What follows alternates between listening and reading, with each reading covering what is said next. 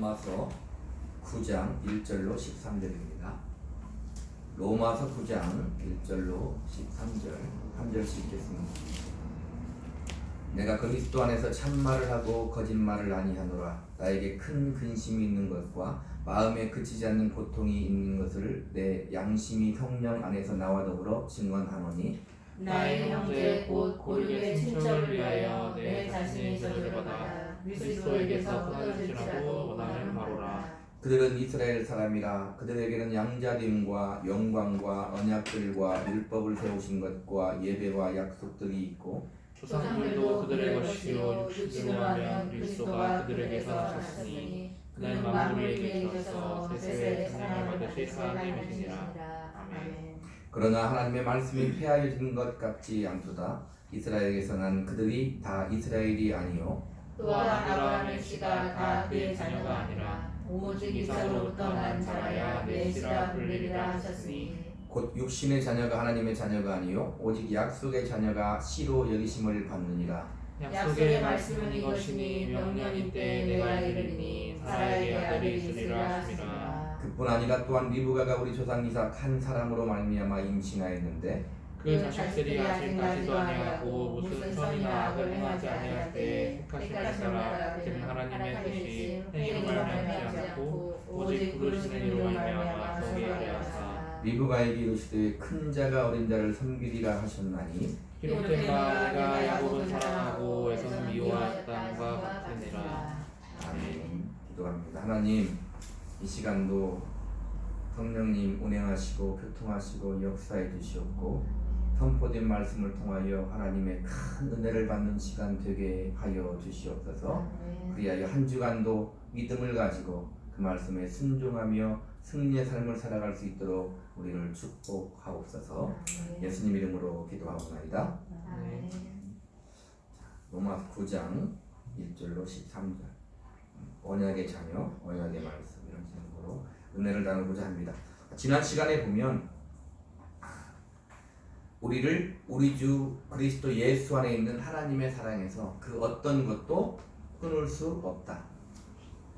사망이나 생명이나 천사들이나 권세자들이나 현재일이나 장래일이나 능력이나 높음이나 기품이나 다른 어떤 피조물도 우리를 그리스도 예수 안에 있는 하나님의 그 크신 사랑에서 끊을 수 없다. 그렇게 우리에게 말씀하셨고, 그것이 우리에게 지금 이루어져서 우리가 이렇게 예배하고 있는 것입니다.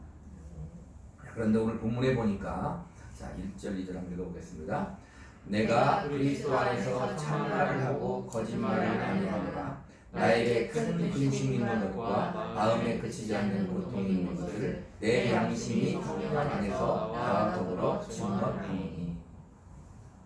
우리가 하나님의 크신 끊을 수 없는 사랑 안에서 살면 다 끝나는 거잖아요. 그죠? 이 세상이 더 이상 우리에게는 두려움이나 어떤 것도 없을 것 같지만, 지난 시간 얘기한 것 같이 환난도 있을 수 있고, 어떻게 기쁨도 있을 수 있고, 또 어떠한 힘든 일도 있을 수 있다 했는데, 바울은 지금 뭐라고 하냐면, 그런 하나님의 은혜 가운데 우리가 살고 있고 그 사랑의 우리를 끊을 수 없다고 말하면서 바울이 큰 근심과 고통 가운데 있다, 이렇게 말하는 거예요.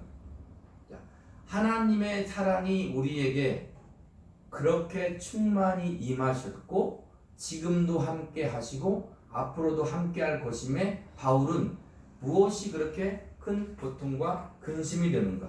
또 바울은 뭐라고 하냐면, 내 양심이 성령 안에서 나와 더불어 증언한다는 거예요. 거짓말이 아니는 하나님도 나와 함께 그렇게 증언한다, 이렇게 말하고 있는 것입니다. 자, 그래서 바울은 그 고통이 뭐라고 하냐면, 나의 형제 곧 고륙 친척인 이스라엘 사람이라는 거예요. 자, 3절 한번 읽어보겠습니다. 3절 시작. 나의 형제 곧 고륙의 친척을 위하여 내 자신이 저주를 받아 그리스도에게서 끊어질지라도 원하는 바로라.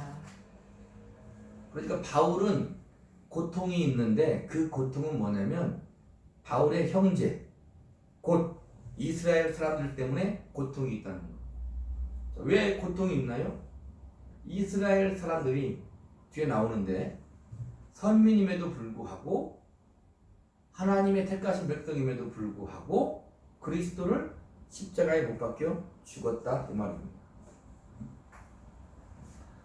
자, 그래서 바울은 그들이 돌아올 수만 있다면 어떻게 된다? 그리스도에서 끊어져도 좋다 이렇게 말하고 있는 거예요. 나의 형제 곧 고륙의 친척을 위하여 내 자신이 저주를 받아 그리스도에서 끊어질지라도 원하는 바요. 구약에도 이런 내용이 있죠.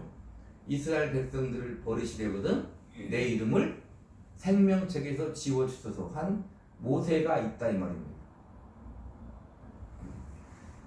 우리의 신앙의 결국은 우리가 알듯이 영생임에도 불구하고 바울은 자기가 우리식으로 말하면 지옥에 갈지라도 자기 이스라엘 백성들이 구원을 받는 것을 원한다 이렇게 말하고 있다 이 말입니다. 우리의 신앙생활은 하나님의 지극한 끝없는 끊을 수 없는 사랑을 받는 삶임에도 불구하고 이렇게 바울과 같이 고통이 면제되는 것은 아니다는 것. 지난 시간에도 우리가 앞에서 살펴봤잖아요. 우리가 종일 주를 위하여 죽임을 당하게 되며 도살당할 양같이 여김을 받았나이다. 죽임을 당하고 도살당할 양같이 여김을 당하는 그런 상황이면 하나님의 사랑이 끊어진 거냐? 아니다. 그렇게 말했다 이 말입니다. 바울도 나의 형제 곧 고륙 친척들을 위하여 근심과 고통을 어떻게 했다? 감수한다는 거예요. 우리가 신앙생활을 우리가 예수를 믿으면 너무나도 우리가 바라고 원하는 일들이 이루어지면 좋겠지만 그렇지 않다 이 말입니다. 우리가 알듯이 하나님이 원하시는 뜻대로 우리가 살아가게 되는 겁니다. 자, 우리 4절 한번 5절 한번 읽어볼까요? 시작. 그들은 이스라엘 사람이라 그들에게는 양자됨과 영광과 언약들과 율법을 세우신 것과 예배와 약속들이 있고 조상들도 그들의 것이요 육신으로 하면 그리스도가 그들에게서 나셨으니 그는 만물 위에 계셔서 세세에 찬양을 얻으실 하나님이시니라.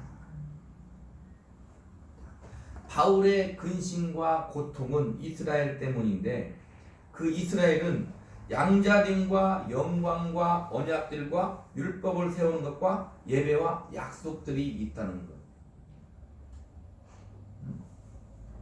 그리스도도 그들에게서 난 거예요. 그럼에도 하나님을 반역했다.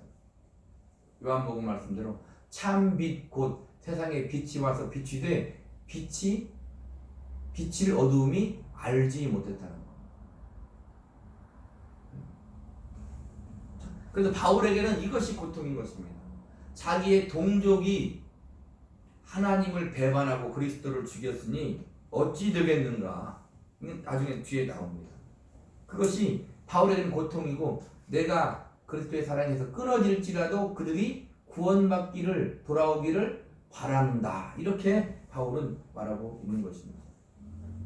자, 그러면 그들은 선민이고 택하신 백성이고 율법도 있고 예배와 영광과 언약과 약속들이 있음에도 불구하고 그리스도를 몰라보고 그들을 왜 죽였을까요?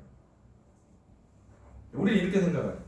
성경 읽으면서 야 메시아 그리스도 하나님의 아들이 왔는데 그걸 몰라보고 죽인단 말이야? 우리 같으면 절대로 그렇게 하지 않을 거야 이렇게 생각한다 이 말입니다. 우리는 왜 그리스도를 몰라보고 죽임으로 하나님을 반역했는가? 그건 뭐냐면 하나님이 자기들이 생각하는 하나님이 아닌 거. 이사야 53장 말씀대로 풍채도 없고 고운 모양도 없이 그렇게 아주 낮고 천한 자로 그리스도가 이 땅에 올 것이라고 생각을 못하는 거죠. 100번 양보해서 왔다고 인정을 하면 그 다음에 어떻게 해야 돼요? 그 당시 이스라엘은 로마의 식민지였잖아요. 가장 먼저 해야 될 것이 로마를 정복시키고 이스라엘을 회복하는 것이지 않겠습니까? 그러나 주님은 그렇지 않았단 말입니다. 그러니까 그들은 메시아를 오해하고 있는 거죠. 그들이 생각하는 그리스도가 아니었기 때문에 그들은 죽는 거예요.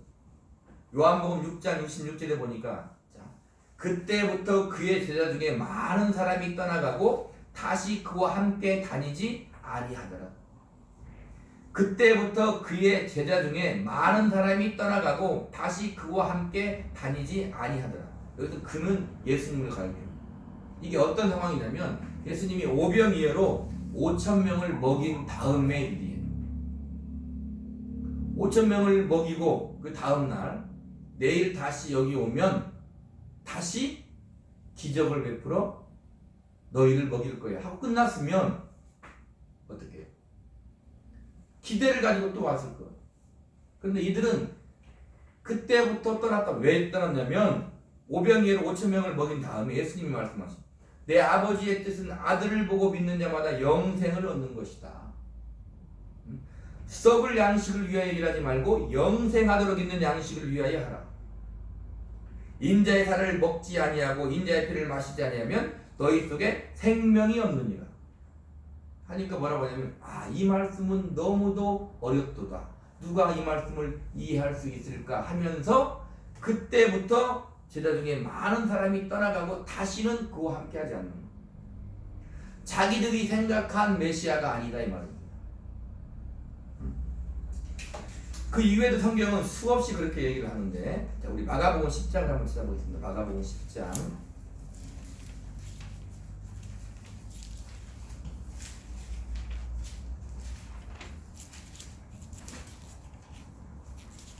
35절로 38절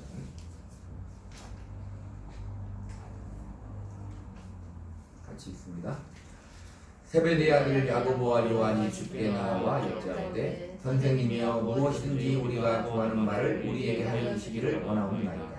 이르시되 너희에게 무엇을 하여 주기를 원하느냐? 여짜오되 주의 영광 중에 우리를 하나는 주의 우편에 하나는 좌편에 앉게 하여 주옵소서. 예수께서 이르시되 너희는 너희가 구하는 것을 알지 못하는도다. 내가 마시는 잔을 너희가 마실 수 있으며 내가 받는 세례를 너희가 받을 수 있느냐. 예수님이 죽음과 부활을 세 번째로 이루신 다음에 지금 야고보와 요한이면 제자들 중에서도 수제자들이에요. 이들 또한 뭐라고 하냐면 주의 영광 중에서 우리는 하나를 우편에 하나는 좌편에 앉게 해달라고 말하는 것입니다. 자, 그때만 그러느냐? 지금도 우리는 여전히 우리의 신앙이 그럴 수 있다는 걸 주목해야 돼요. 우리의 신앙의 목적이 무엇입니까? 영광 가운데 사는 거잖아요. 하나님이 주는 영광은 별로 달갑지 않지만 세상이 주는 영광은 아주 달콤하다 이 말입니다. 예수님이 죽음과 부활을 세 번째로 이루시는 거예요. 그것도 수제자들이 하나는 예루살렘에 올라간 다음에 왕이 되면 나를 하나는 우편에 하나는 좌편에 앉게 해달라고 하는 거예요. 예수님 뭐라고 하세요? 너희가 구하는 것을 알지 못한다 그래요. 내가 마시는 잔을 너희가 마실 수 있으며 내가 받는 세례를 너희가 받을 수 있느냐. 주님의 세례는 뭐예요? 고난의 세례, 죽음을 가리킨다 이 말입니다. 나와 같이 너희도 할 수 있겠느냐? 이렇게 물어보는 거예요. 그러니까 우리는 어떻게 보면 신앙생활 할 때 마냥 웃기만 하면서 살 수만 없어요. 왜 그래요? 이런 말씀이 그냥 말씀으로 끝나는 게 아니라 우리 삶 가운데 이어지기 때문에 그렇다 이 말입니다.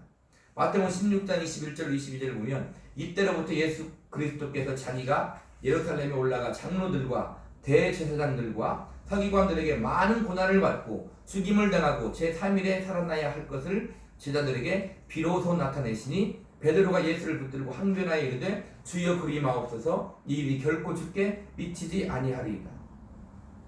이 말씀의 배경도 그거죠. 주님이 너희는 나를 누구라고 하느냐 물어볼 때 베드로는 주는 그리스도시요 살아계신 하나님의 아들이라고 고백한 그 베드로가 주님이 내가 이제 고난을 받고 죽임을 당하고 3일 만에 살아날 거다 얘기하니까 주여 그리 마옵소서 하는 거예요. 아니 죽은 자를 살리고 문둥병자를 고치고 안진뱅이를 일으키고 풍랑도 잔잔하게 하는 예수님이 하나님의 아들이 왜 죽을 필요가 있냐 이 말입니다. 그렇지 않아요? 우리도 마찬가지인 거예요. 지금도 우리는 끊임없이 그 고민을 하는 거예요. 우리가 하나님의 아들 그 예수를 믿으면 이 세상의 통치자가 주권자가 하나님의 아들이 우리는 양자됨을 얻어 하나님의 자녀가 되었는데 왜 세상에서 우리는 인정을 받지 못하고 오히려 연약한 자로 살 때가 많은가? 그러는 거죠. 사도행전 1장 4절 6절에 보면 사도와 함께 모이사 그들에게 분부하여 이르시되 예루살렘을 떠나지 말고 내게서 들은 바 아버지께서 약속하신 것을 기다리라. 요한은 물로 세례를 베풀었으나 너희는 몇 날이 못해 성령으로 세례를 받으리라 하셨느니라.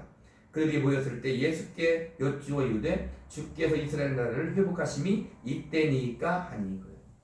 이때는 어느 때예요? 지금 주님이 십자가에 죽으시고 부활하신 다음에 40일간 보이시고 이제 드디어 하늘로 올라가는 그때예요. 하늘로 올라가는 그때도 제자들은 뭐라고 해요? 이스라엘 나라를 회복하심이 이때니까 이렇게 물어본다 이 말입니다. 그때까지도 모르는 거예요. 우리도 그러잖아요. 어느 때까지 우리가 이렇게 살아야 됩니까? 똑같은 말이다 이 말입니다. 나를 좀 세워주면 안 되냐 그 말이에요. 어떻게 보면 신앙생활은 그런 끊임없는 줄다리기다 이 말입니다. 하나님이 우리에게 주시고자 하는 것과 하나님이 원하시는 것과 내가 받고자 하는 것, 내가 원하는 것이 다르기 때문에 그 줄다리기를 하면서 우리는 살아가고 있는 거다 이 말입니다. 그래서 자기들의 생각대로 하나님을 알고 있는 거예요, 이스라엘 백성이. 그래서 그리스도 메시아를 십자가에 죽인 거예요. 우리도 주님을 십자가에 죽이는 그런 삶을 살고 있지 않은 걸 항상 우리는 상고해 봐야 되는 것입니다. 오늘 다시 본문으로 가면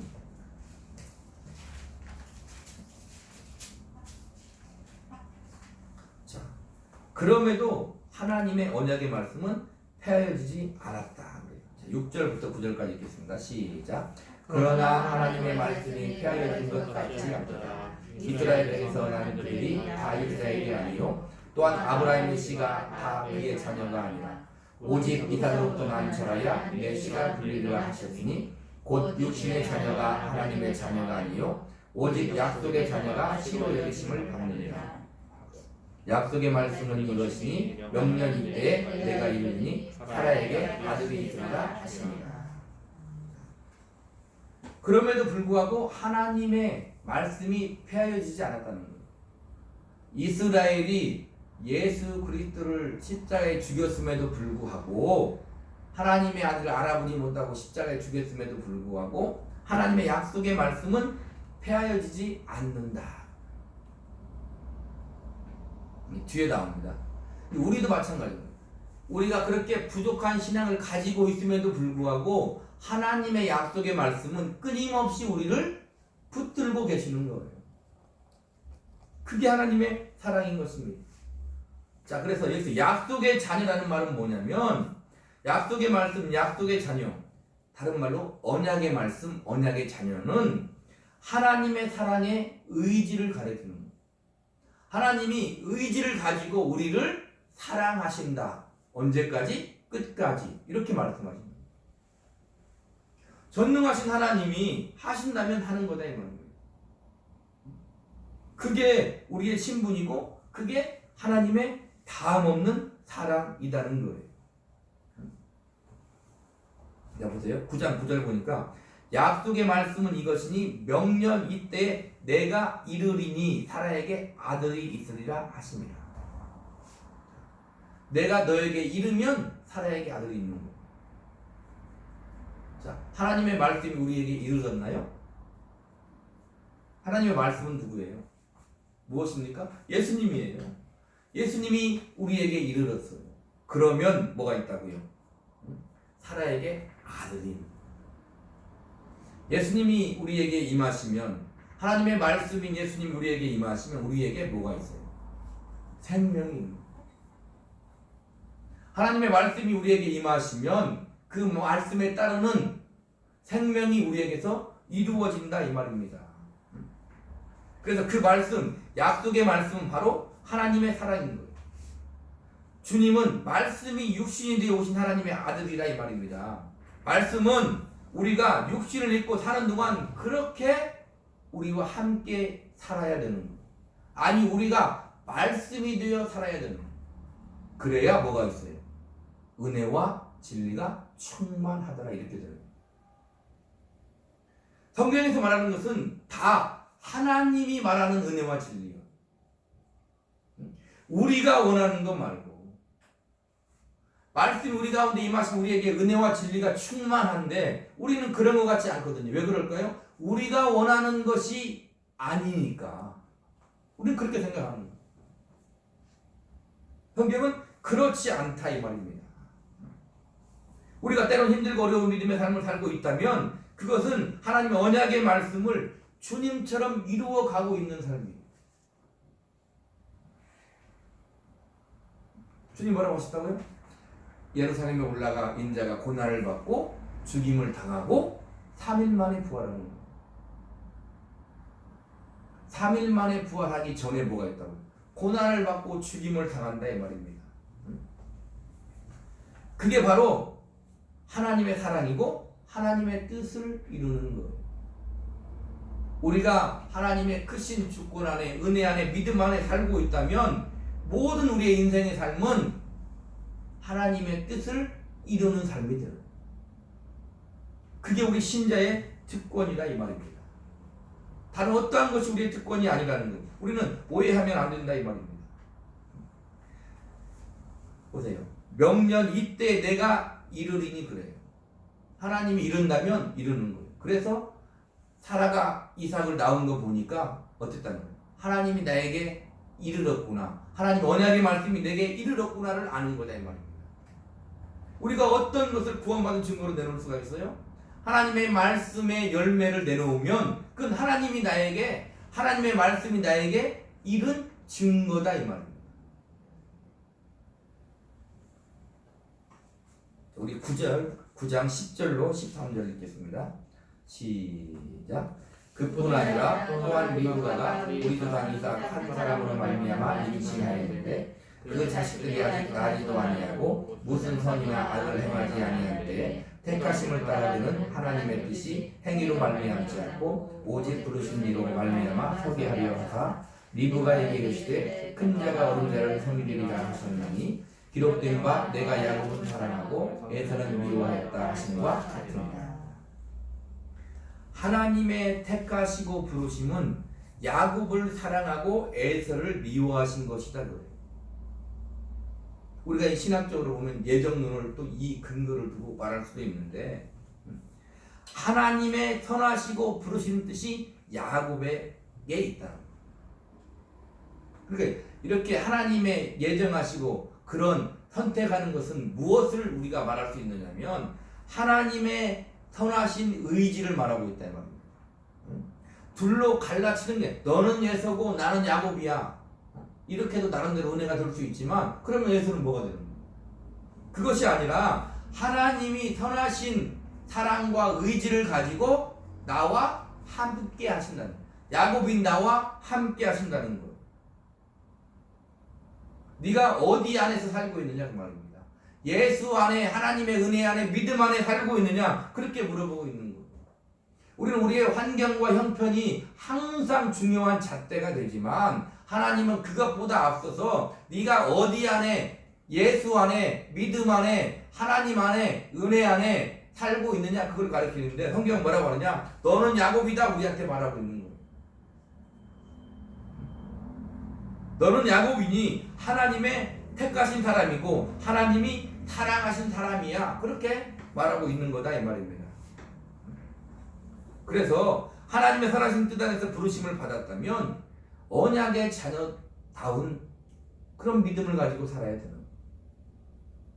우리가 세상에서 잘되고 못됨을 떠나서 못되면서 살라는 게 아니에요. 무엇을 하며 살든지 간에 네가 하나님의 선하신 부름의 뜻 안에서 언약의 자녀답게 살아야 된다는 것을 가르치고 있다 이 말입니다. 그러니까 지금 이스라엘이냐 이방인이냐 그것이 중요한 것이 아니다 이 말입니다. 아니다. 하나님의 약속의 자녀, 약속의 말씀을 받은 자가 누구냐? 그게 중요하다 이 말입니다. 그런데 너희는 약속의 자녀가 아니냐? 이렇게 말하는 거예요. 너희는 야곱이지 않느냐? 그 말은 하나님의 사랑을 입은 사람, 하나님의 선택을 받은 사람이 아니냐? 그렇게 말하고 있는 것이다 이 말입니다.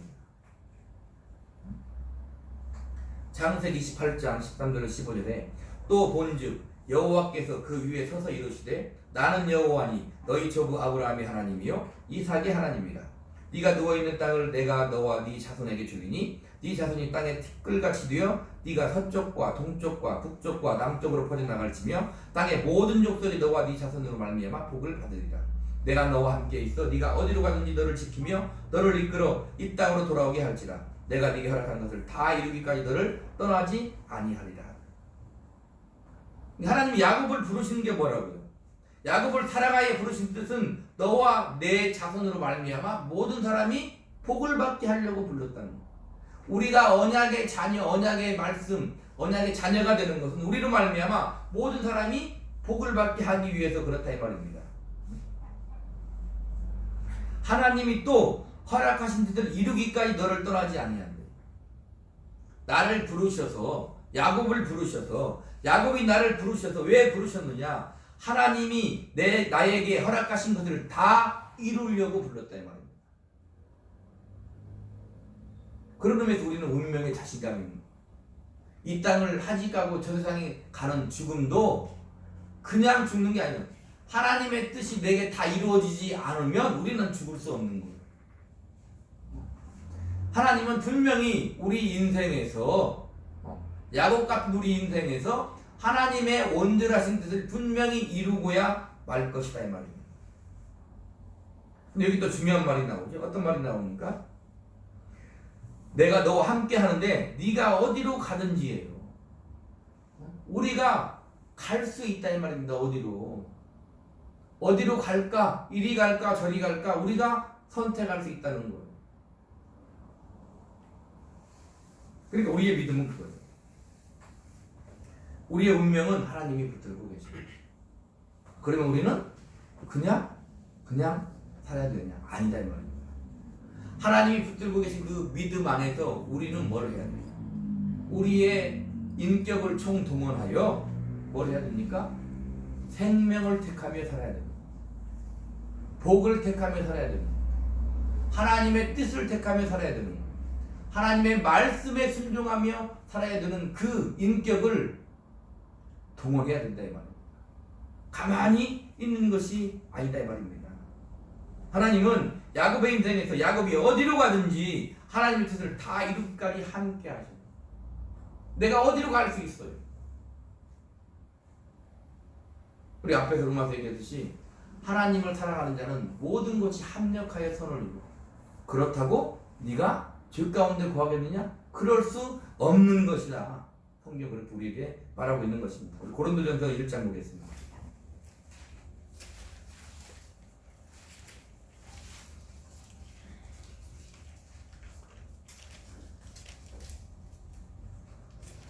(18절로) 24절입니다.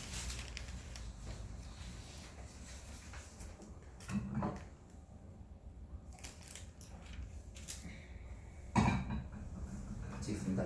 십자가의 도가 멸망하는 자들에게는 일어나는 것이요 구원을 받는 우리에게는 하나님의 능력이라.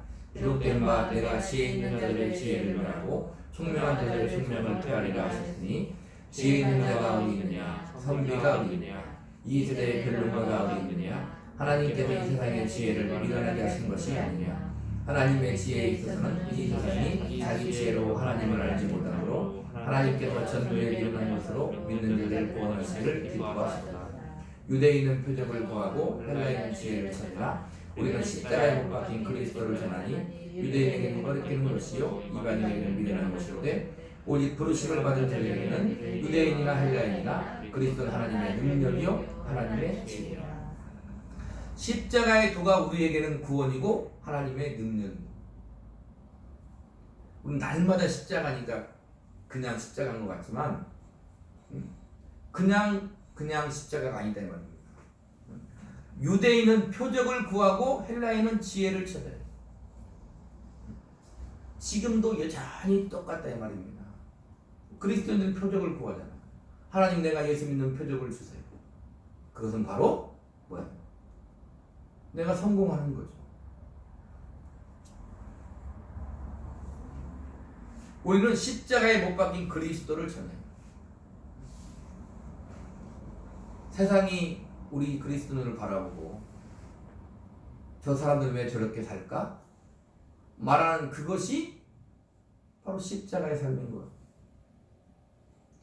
우리가 그냥 가장 간단하게 윤리와 도덕을 무시하고 사는 그런 걸 말하는 게 아니에요. 아니, 윤리와 도덕을 뛰어넘는 믿음의 도대로 살면 세상에서 그렇게 우러러보지 않는다 이 말입니다. 그러나 그것이 십자가에 못 박힌 그리스도를 전하는 것이에요. 자 보세요. 주님이 죽으신 그 십자가 때문에 우리에게 구원이 있는 거예요. 주님이 육신을 입고 이 땅에 와서 로마를 전복시키고 이스라엘을 구원하는 것이 구원이 아니라 많은 사람에게 고난을 받고 오히려 죽임을 당하는 그것이 우리에게 구원입니다. 우리가 세상에 군림하여 세상의 모든 사람들을 우리 무릎 앞에 꿇게 하고 그들을 위해 군림하는 것이 구원이 아니라 세상 앞에 우리가 핍박을 받고 세상 앞에 우리가 십자가에 죽고 그것이 그들에게 구원이 되는 거예요. 아니, 우리 자신에게부터 구원이 되는 거다 이 말입니다. 오늘 본문 말씀처럼 유대인이냐 이방인이냐가 중요한 것이 아니다 이 말입니다. 언약의 말씀, 언약의 자녀인가가 중요한 거예요. 네가 야곱이냐가 중요하다 이 말입니다. 네가 하나님의 선하신 사랑의 의지로 말미암아 하나님 안에 살고 있는 자이냐, 그게 중요하다 이 말입니다.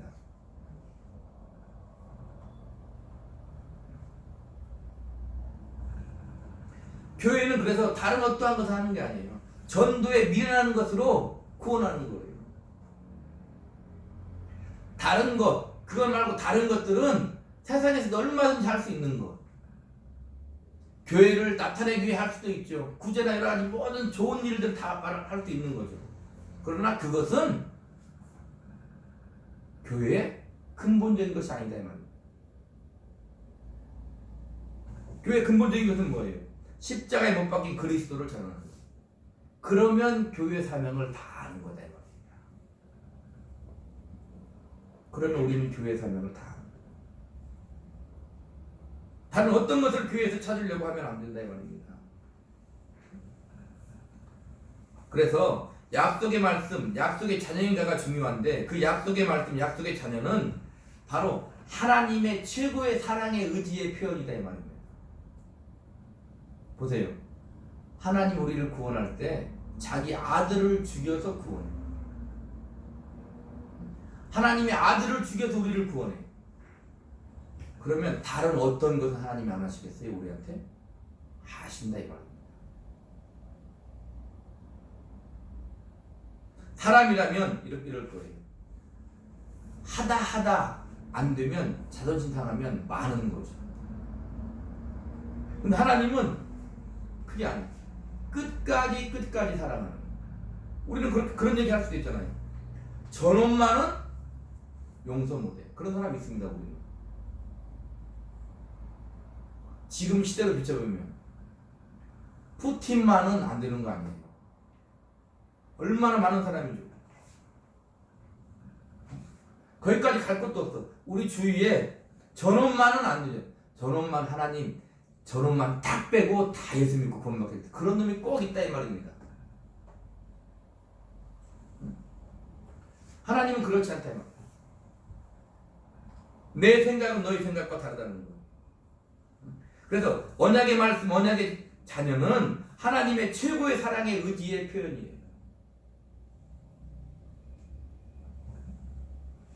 그 사랑의 의지는 주님을 십자가의 죽음으로 이루었고 그 주님의 죽음 때문에 우리에게는 뭐가 있어요? 생명이 있는 거예요.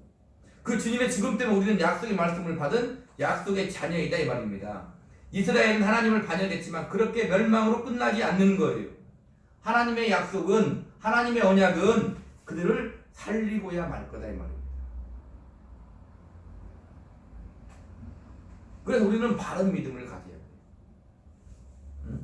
우리는 어떻습니까? 우리의 부족한 인생이지만 하나님은 하나님의 사랑의 의지로 우리를 하나님의 사랑하심 가운데 우리 인생에서 하나님의 뜻을 이루고야 말 거다 이 말입니다. 그게 우리의 자부심이에요. 그게 우리의 자부심이다 이 말입니다.